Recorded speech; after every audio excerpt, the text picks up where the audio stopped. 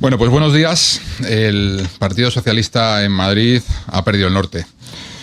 Hasta ahora los socialistas madrileños eran colaboradores necesarios de Pedro Sánchez, colaboradores necesarios de la mafia sanchista, los cobardes que avalaron en esta Cámara la amnistía. Entendíamos que con la nariz tapada, los que defendían a Sánchez con la boca pequeña, en los pasillos no hacían lo mismo, pero lo que ha hecho hoy la señora Espinar en esta sala de prensa va más allá. La tercera portavoz que tiene el PSOE en esta Cámara ha ido un puntito más allá porque le han pinchado desde Moncloa y ahora ya son parte del golpe, utilizan cualquier arma contra la presidenta sin ningún tipo de límite. Eso incluye inventarse noticias para empañar a funcionarios públicos como funcionarios de la Guardia Civil. Eso fue lo que pasó este fin de semana. Óscar Paradores y Pilar Alegría se hicieron eco de un bulo gordísimo, hicieron el ridículo tanto que hasta La Sexta tuvo que salir a desmentir al gobierno de Pedro Sánchez. Hicieron tanto el ridículo que los medios serios desmintieron el bulo y ellos han sido incapaces de rectificar. No solo incapaces de rectificar, sino que aquí ha salido la señora Espinar como una hidra a perseverar en la indignidad de utilizar noticias falsas contra el adversario político. Noticias, insisto, desmentidas hasta por medios pues, que no son precisamente contrarios al gobierno. Y la señora Espinar ha dicho que cada vez menos gente entiende a la presidenta. Señora Espinar, ¿usted ha visto la prensa esta mañana? ¿Usted ha visto las encuestas? ¿Usted ha entendido algo del resultado electoral de los últimos años? Yo creo que no ha visto la prensa, que no ha entendido el resultado electoral y que no entiende a los madrileños. Y por eso actúa como actúa. Yo no sé si la señora Espinar actúa por convicción, si actúa por obediencia al líder o actúa por miedo. Pero lo que ha hecho aquí es una absoluta indignidad. Y tenga una cosa clara, señora Espinar, aquí el Grupo Popular no va a cejar en su empeño de perseguir a la mafia sanchista, hacer oposición al aspirante autócrata, incluyendo en ese grupo de la mafia sanchista al Grupo Parlamentario Socialista en la Asamblea de Madrid, que capitanea usted desde ahora, porque por miedo, por convicción o por obediencia, lo que hace aquí es absolutamente indigno. Por otra parte, como estaba hablando también de las cosas indignas que hace el gobierno de Sánchez, hay que recordar que el 1 de octubre de 2017 España sufrió un golpe de Estado. Sufrió un golpe de Estado que no tuvo más éxito precisamente porque hubo funcionarios decentes, fuerzas y cuerpos de seguridad del Estado, policías, guardias civiles y funcionarios en todos los órdenes de la administración que impidieron que eso siguiera adelante. Y ahora están esas personas valientes, humilladas por Pedro Sánchez, porque parece ser que la ponencia del Tribunal Constitucional va a avalar la miserable ley de amnistía que redactaron a 6 manos Sánchez, Bolaños y el prófugo de la justicia, Carles Puigdemont. Esa ley de amnistía, que es naturalmente inconstitucional, la amnistía, como todo el mundo sabe, se excluyó explícitamente de la Constitución, la ponencia constitucional no la contempló, las enmiendas a la ponencia constitucional que hablaban de la amnistía se rechazaron porque las Cortes Constituyentes no quisieron que hubiera amnistía en la Constitución española. Por tanto, si un tribunal, que no es un tribunal, si el Tribunal Constitucional viene a avalar una ley de amnistía, pues irá en contra del espíritu de la Constitución, en contra del espíritu de los padres constituyentes que trajeron aquí este texto que se aprobó de manera muy mayoritaria por los españoles. El Constitucional está secuestrado ya por la mafia sanchista, que trata de salvar a Sánchez. Intenta también, entre otras cosas, pues convertirse en un tribunal que esté por encima del Tribunal Supremo de España, y eso desde luego no podemos avalarlo y no podemos consentirlo. Y por último, en los escándalos diarios que nos trae el Partido Socialista, hoy tenemos uno especialmente preocupante. Publica hoy El Confidencial que la fontanera del PSOE estuvo al frente del voto por correo en las elecciones del 23 de julio de 2023. Leire Díez, la que ofrecía pactos con la Fiscalía, la que ofrecía ascensos a la Guardia Civil a cambio de manchar el nombre de distintos servidores públicos. Leire Díez, la fontanera, la que llamaban militante de base, pero que todo el mundo conocía. Todo el mundo niega a conocer, pero todo el mundo conocía, la que se paseaba por Ferraz como Pedro por su casa, estuvo colocada por el director de Correos, recordemos, ex jefe de gabinete de Pedro Sánchez, amigo personal de Pedro Sánchez, y estuvo colocada precisamente en la Dirección de Productos y Servicios de Correos, que era el responsable del voto por correo. Así que las preguntas, pues yo creo que son evidentes. ¿Quién decidió que concretamente esta fontanera del PSOE fuera la responsable del voto por correo? ¿Por qué fue esta militante del PSOE la responsable. ¿Cómo se contrató a las más de 20.000 personas que se contrató en Correos para reforzar las elecciones generales de 2023? ¿Por qué unos meses después de las elecciones esta mujer ya sale de la empresa? Ya había cumplido con su trabajo. Son preguntas que quedan en el aire, son preguntas que vamos conociendo a medida que conocemos las distintas noticias que nos contextualizan cómo funciona la organización criminal que llamamos Gobierno de Pedro Sánchez. Así que seguiremos muy de cerca estas noticias para poder denunciar cualquier comportamiento que se haya alejado de lo normal y que pueda ser sospechoso.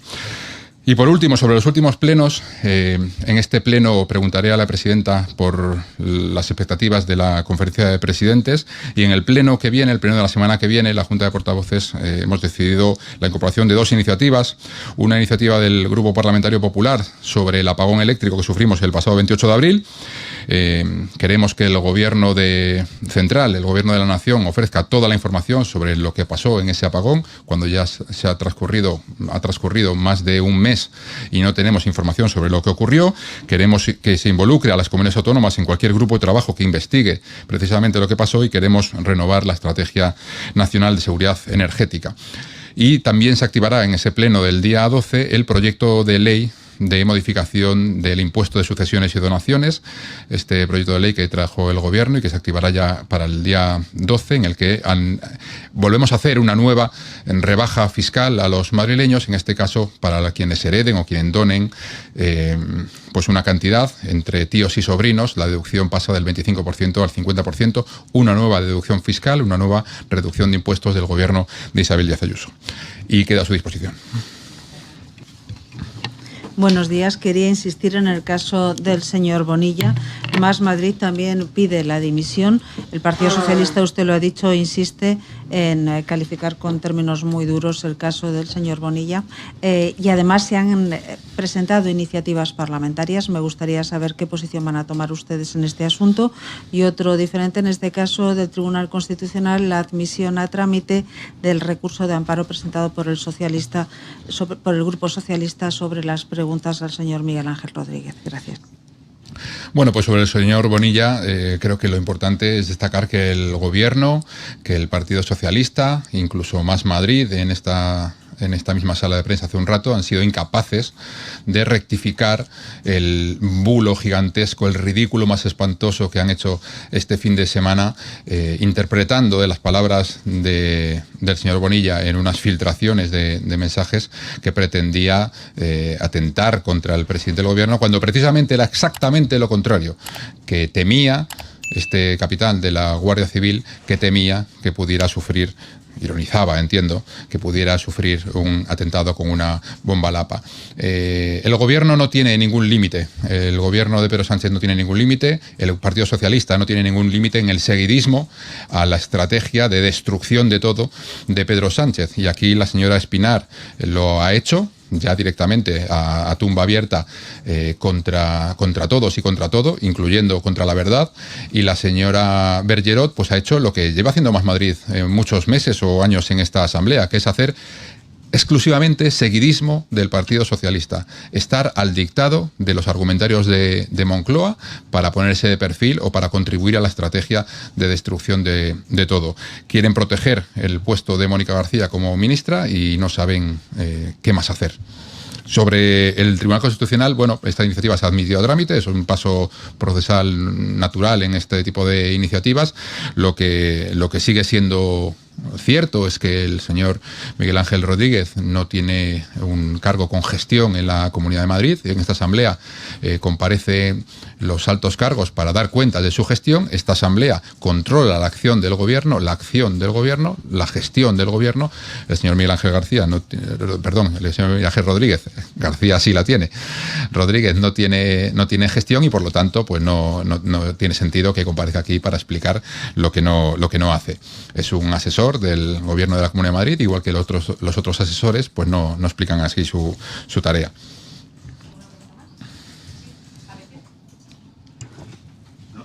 Buenos días. Hemos escuchado también a la portavoz de Vox, cambiando de tema, que la manifestación del próximo domingo que ha convocado el Partido Popular en Plaza de España es una equivocación. Ha sido bastante crítica con esa convocatoria de de la manifestación del domingo, y lo que ha dicho es que lo que hace falta es una moción de censura y que en eso debería estar el Partido Popular. Me gustaría saber su opinión sobre esta postura de Vox ante la manifestación del domingo. Bueno, pues si la señora Pérez Moñino tiene los votos para la moción de censura, pues que nos lo cuente y seguramente se pueda articular. Si no los tiene, dar una victoria parlamentaria a Pedro Sánchez, yo creo que es una equivocación. En cualquier caso, el 8 de junio a las 11 de la mañana en la Plaza de España, todos los que estamos en contra del gobierno de Pedro Sánchez, todos los que entendemos que este es un ataque a la democracia, a nuestras instituciones, al modo de vida que elegimos, a la concordia que elegimos en el año 78, todos los que entendemos eso, estamos convocados a esta manifestación, a esta concentración para protestar en la calle. Si los señores de Vox quieren acompañarnos, pues será un placer. Si no quieren hacerlo, pues es su elección. Hemos dicho muchas veces que nosotros no confrontamos con Vox porque entendemos que tenemos un adversario natural. Si ellos lo entienden de otra manera, serán ellos los que tengan que explicarlo. Buenos días, portavoz. A raíz de su intervención inicial, me gustaría hacerle dos preguntas muy concretas sobre la noticia que ha comentado del Confidencial. Me gustaría saber si el Partido Popular en Madrid sospecha que hubo fraude electoral o fraude en el voto por correo en los comicios generales del 23. En segundo lugar, sobre esa ponencia que se ha publicado de la futura sentencia del Constitucional sobre la ley de amnistía, me gustaría saber si piensan que el TC vulnera la Constitución, si esa es su posición final, la de avalar en líneas generales la ley de amnistía. Además, le quería preguntar por la iniciativa de la Comunidad de Madrid de colegios compartidos. Lo anunció la presidenta en el debate sobre el estado de la región para ponerla en marcha en este curso. Estamos en el mes de junio y no ha arrancado todavía. Me gustaría saber si conocen los motivos por los que no ha arrancado todavía esta promesa de la presidenta. Y perdone que abuse ya en último lugar por el recurso de amparo que comentaba mi compañera, presentado por el Grupo Socialista frente a una denegación de preguntas de la mesa sobre si es controlable o no el jefe de gabinete de la presidenta. Me gustaría saber si les preocupa la acumulación de recursos de amparo contra la labor de la mesa y muy concretamente del presidente Osorio. Gracias.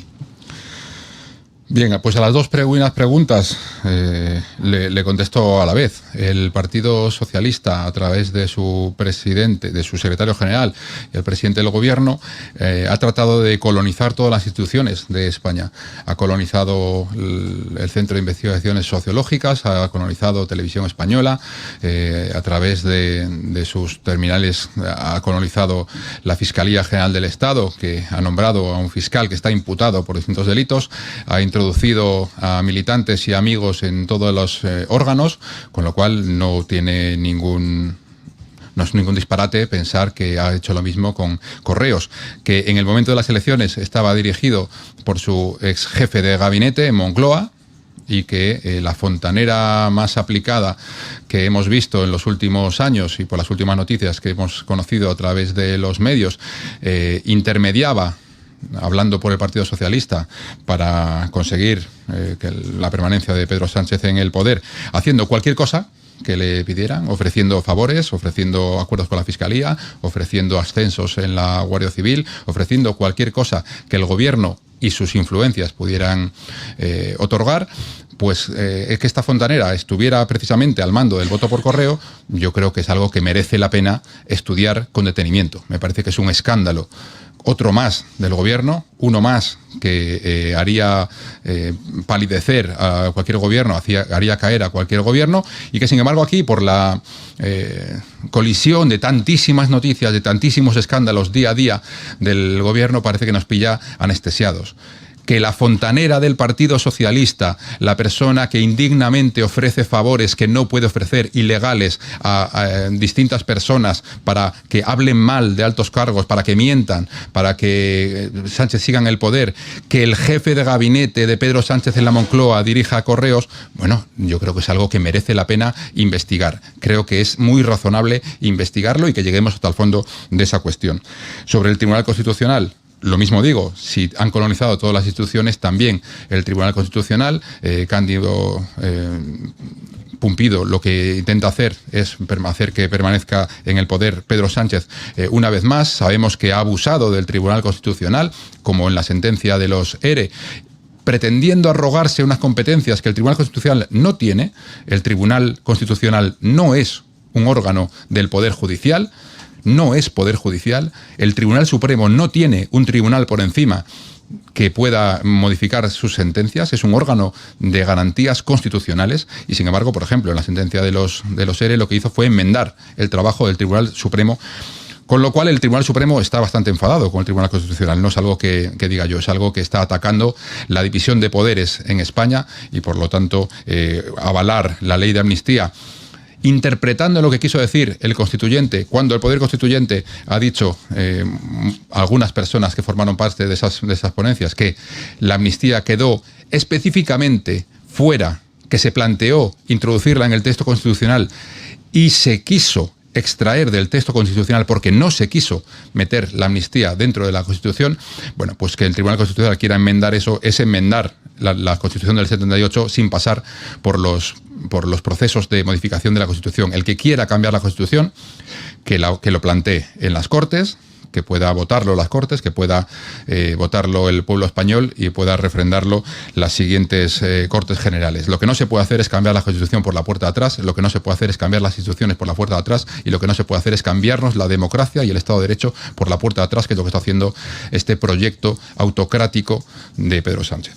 Sobre los colegios compartidos, me preguntaba, bueno, pues ahora mismo se están definiendo todos los detalles. Es un proyecto que anunció la presidenta para poner en marcha y se va a poner en marcha. Se va a poner en marcha en el curso 25-26, en este próximo curso. Evidentemente no se va a poner en marcha ahora que está terminando el curso actual. Es un proyecto donde los distintos alumnos van a poder disfrutar de actividades artísticas o deportivas que estén en otros centros. Es un proyecto novedoso y yo creo que es muy positivo, que se suma a otros proyectos destacados, como impartir primero y segundo de la ESO en 52 colegios públicos de infantil y primaria, la limitación de los dispositivos individuales digitales en los colegios, el establecimiento de la jornada partida y otra serie de medidas que está planteando el gobierno regional en materia de educación y que creo que están transformando la educación en Madrid.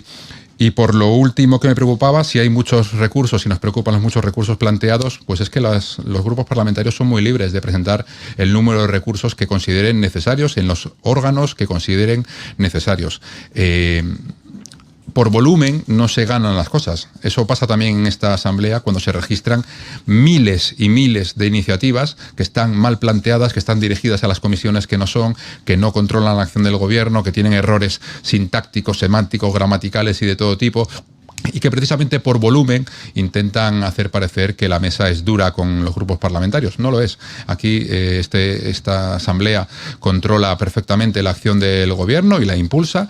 La presidenta, como hemos dicho muchas veces, es la presidenta que más respuesta da a los grupos parlamentarios en una asamblea regional y, por lo tanto, no tenemos ninguna preocupación. ¿Qué tal, portavoz? Le pregunto por universidades en este caso. Hemos conocido que en la actualización del último ranking mundial las universidades madrileñas han perdido casi todas varios puestos.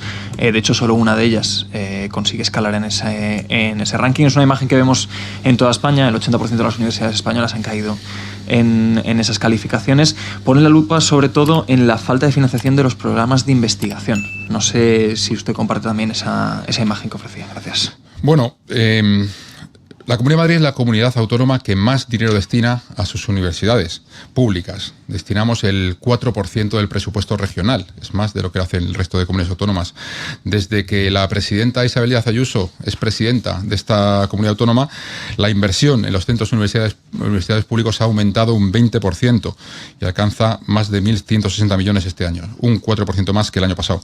Llevamos meses trabajando con los rectores, especialmente el gobierno regional, trabajando con los rectores, con los alumnos, con todos los agentes de la universidad pública para sacar adelante una ley de enseñanzas superiores que creemos que va a ser transformadora para la universidad pública madrileña. Se está contando con todo el mundo, está siendo un proceso, yo creo que muy enriquecedor y, por lo tanto, se está trabajando mucho para mejorar la universidad pública. Pero si no es la universidad pública madrileña la que cae en esos rankings, sino que cae toda la universidad española, habrá que preguntarse si los sucesivos ministros de universidades de Pedro Sánchez han tenido algo que ver.